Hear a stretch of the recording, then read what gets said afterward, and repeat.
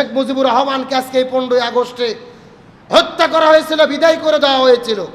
স্বৈরাচার হাসিনা গত 16 বছরে এত অন্যায় অত্যাচার করেছে, সে তো দেশ ছেড়েইছে। আজকে তার বাবার কবরে পর্যন্ত মানুষ যায় তাকে শ্রদ্ধা করতেছে না। কথা বলেন ঠিক কিনা? মানে মেয়ের অপকর্মের কারণে বাবা পর্যন্ত আজকে অসম্মানিত হয়ে গেলেন। আজকে সেই পিরোজপুর থেকে মাথায় টুপি, মুখের মধ্যে দাঁড়িয়ে একজন আলেম দাবি করে স্ত্রীকে সঙ্গে করে নিয়ে ধানমন্ডি 32 এসেছে। এসে বলতেছে আমি বঙ্গবন্ধুর কবর জিয়ারত করতে চাই, 2 খতম কোরআন তিলাওয়াত করেছি, তার জন্য দোয়া করব, আল্লাহ যেন তাকে জান্নাত দেয়। পরিচয় দিচ্ছে সে একজন আলেম, মাথায় টুপি, মুখে দাঁড়িয়ে পিরোজপুর থেকে সফর করে ঢাকায় ধানমন্ডি 32 এসেছে। এখন বলেন তো বঙ্গবন্ধুর কবর আছে কোথায়? কথা কন না গা? গোপালগঞ্জের টঙ্গি পাড়ায়। আরো কবর জিয়ারত করতে আসছে ধানমন্ডি 32। মানে এই পাগলে জানেও না যে ধানমন্ডি 32-এ কবর নাই, কবর হলো গোপালগঞ্জে। ধানমন্ডি 32 আছে, তার ভাস্কর্য, তার প্রতিকৃতি, বড় করে একটা ছবি, ওই ছবিতে ফুল দেওয়া হতো। এখন বলেন তো শরীয়তের দৃষ্টিতে ইসলামে ভাস্কর্য, মূর্তি, ছবিতে ফুল দেওয়া কি জায়েজ আছে? সম্মান করা জায়েজ আছে? ধানমন্ডি 32 যেখানে শিরিকের কারখানা, ভাস্কর্য, মূর্তি, প্রতিকৃতি, যেখানে ফুল দিয়ে শিরিক করা হতো, ওখানে আলেম হয়ে এসেছে তার কবর জিয়ারত করতে। আমাদের দেশে একটা কথা আছে যে দাদার কবর কোথায় আর দাদি কাঁধে কোথায়। কথা কন না গা? মানে পুরাতন পাগলে ভাত পায় না, নতুন পাগলের আমদানি। আমার তো মনে বলে এ নিজেকে আলেম পরিচয় দিয়ে আলেমের সম্মান ক্ষুণ্ণ করেছে, একে জবাবদিহিতা করা দরকার। আবেগের ঠেলায় যা খুশি তাই করো। আলেম পরিচয় দিয়ে ভাস্কর্য দোয়া করতে এসেছো, তোমার যদি ভালো লাগে তুমি দোয়া করো, তোমার দৃষ্টিতে যদি ভালো হয়।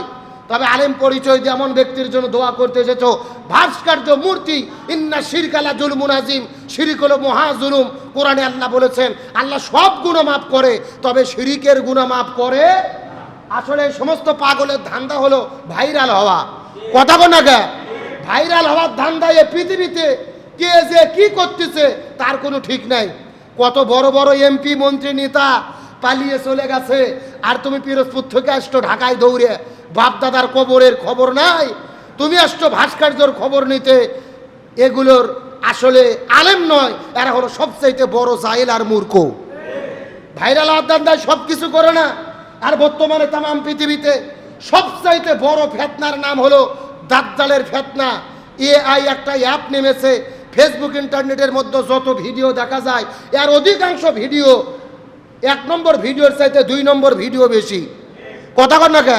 মানে আসল না নকল এটা বোঝার কোনো বুদ্ধিই নাই। এমনভাবে AI দিয়ে ভিডিও তৈরি করা হয়। একটা সুন্দরী মেয়ে খেলা দেখাচ্ছে পার্কের ভেতরে, তিমি মাছের উপরে উঠে মাছের উপরে নাচানাচি করতেছে। নাচতে নাচতে হঠাৎ করে তিমি মাছ ওই মেয়েটিকে খাওয়ার জন্য হা করেছে, মুখের মধ্যে ঢুকেছে। আবার কোনো ভিডিও দেখা যাচ্ছে পানির মধ্যে পড়ে গেছে, কিছুক্ষণ পরে সে মারা গেছে।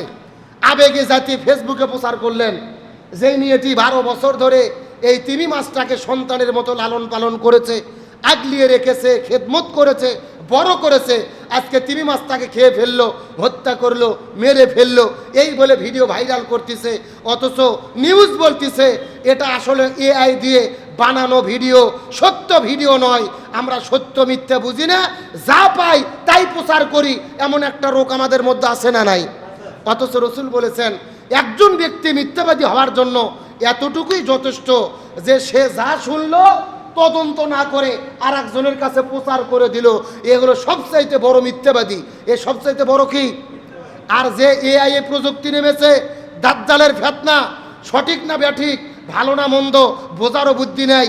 রসুল হাদিসের মধ্যে বলেছে কিয়ামতের আগে দাজ্জালের এমন ক্ষমতা থাকবে যা খুশি তাই করতে পারবে, মানুষকে বিভ্রান্ত করতে পারবে, মানুষকে ভুল পথে পরিচালিত করতে পারবে। ডান হাতে জান্নাত নেবে, বাম হাতে জাহান্নাম নেবে, মানুষদেরকে জান্নাতের আশা দেখাইয়া ঈমান নষ্ট করে দেবে। এমন ষড়যন্ত্র আছে না নাই? আর ঈমান নষ্ট করার সবচাইতে বড় ষড়যন্ত্র হলেন শিরিক। শিরিক যদি কেউ করে তার ঈমান থাকে না, বেঈমান হয়ে মারা যায়। আর বেঈমান হয়ে যদি মারা যায়, যত ইবাদত বন্দেগী করুক, জান্নাতে কি যেতে পারবে? তার মানে বোঝা গেল জান্নাতে যাওয়ার মূল সত্য অন্তরে কি থাকতে হবে? আর একটু জোরে বলেন না, কি থাকতে হবে? সবচাইতে মূল্যবান সম্পদের নাম হলেন ঈমান। নবী হাদিস শরীফের মধ্যে বলেন, ঈমান শুধু মুখে মুখে স্বীকার করলে হবে না, ইকরার বিল লিসান, তাসদিক বিল জিনান, আমল বিল আরকান।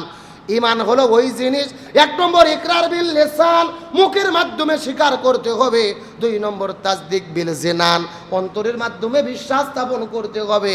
আর তিন নম্বর হলেন আমল বিল আরকান, এটা কাজের মাধ্যমে প্রমাণ পেশ করতে হবে। তার মানে বোঝা গেল শুধুমাত্র মুখে মুখে বললে ঈমান হবে না, শুধুমাত্র মুখে মুখে বললে কালেমা পড়লে ঈমান হবে না। ঈমান হলো জবান দিয়ে স্বীকার করতে হবে, অন্তর দিয়ে বিশ্বাস স্থাপন করতে হবে।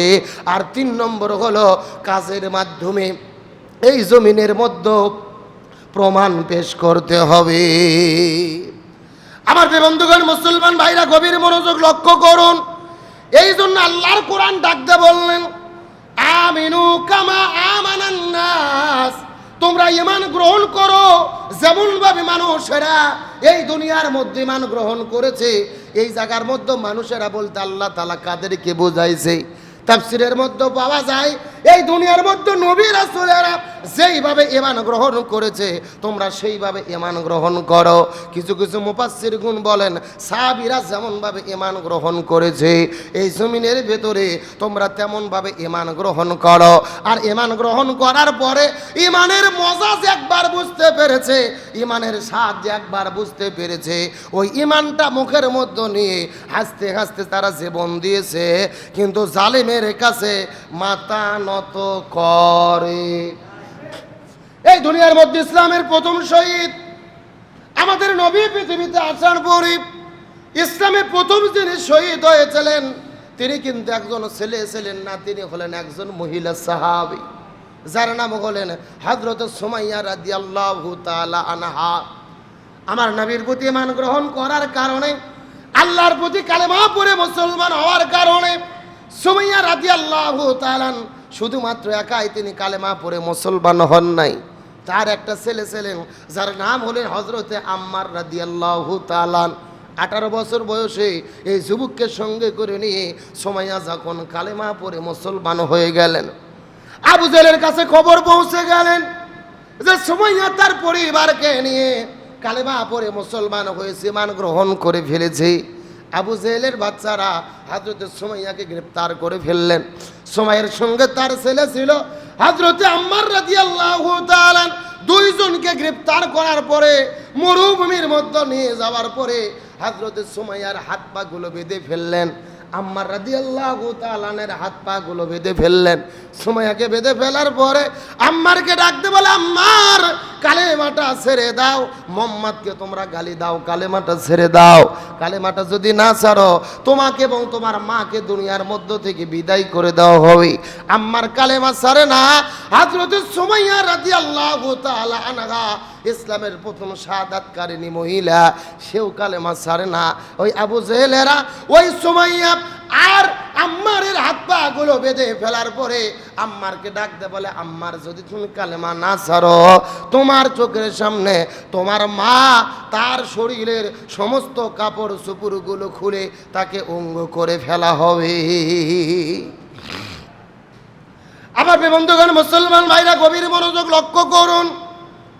18-20 বছর বয়সের একটা যুবক তার চোখের সামনে তার মাকে বেঁধে রেখে শর্ত দিয়ে দিলেন, যদি কালেমা না ছাড়ো তোমার মায়ের শরীর থেকে কাপড় খুলে ফেলা হবে। তুমি তো যুবক মানুষ, তোমার মায়ের অঙ্গ প্রত্যঙ্গগুলো সব তুমি নিজের চোখে দেখতে পারবে, আর যদি কালেমা ছেড়ে দাও তোমাদেরকে মুক্ত করে দেওয়া হবে।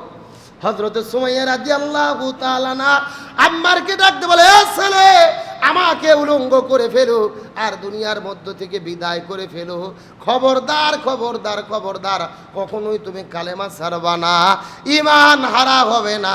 তার কারণ যদি তুমি ঈমান নিয়ে মৃত্যুবরণ করতে পারো, ওই ঈমানের ওসিলা করে আল্লাহ সরাসরি তোমাকে জান্নাতের মেহমান বানায়া দেবে। শুধুমাত্র সামান্য পরিমাণ ঈমান থাকার কারণে, বিন্দু পরিমাণ ঈমান থাকার কারণে সর্বশেষ হাজার হাজার বছর পর হলেও এই ব্যক্তিদেরকে জান্নাতের মেহমান বানাইয়া দেবেন কে?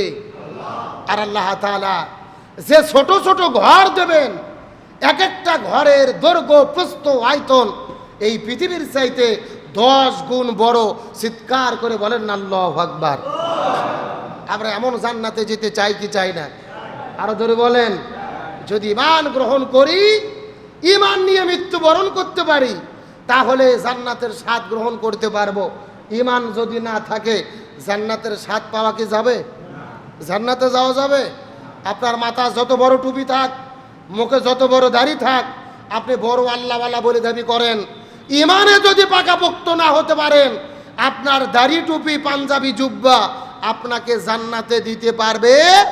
মূল সম্পদ হলো ঈমান। ঈমান যদি থাকে, পুরো পৃথিবী সব কিছু আপনার আছে, আখিরাতে আপনি সফল কাম। ঈমান যদি না থাকে, আপনার কোনো দাম নাই। আপনি নামে মুসলমান হতে পারেন, আপনি হুজুর হতে পারেন, আলেম হতে পারেন, ঈমান যদি পাকাপোক্ত না করেন, চারানা পয়সার কোনো দাম পাওয়া যাবে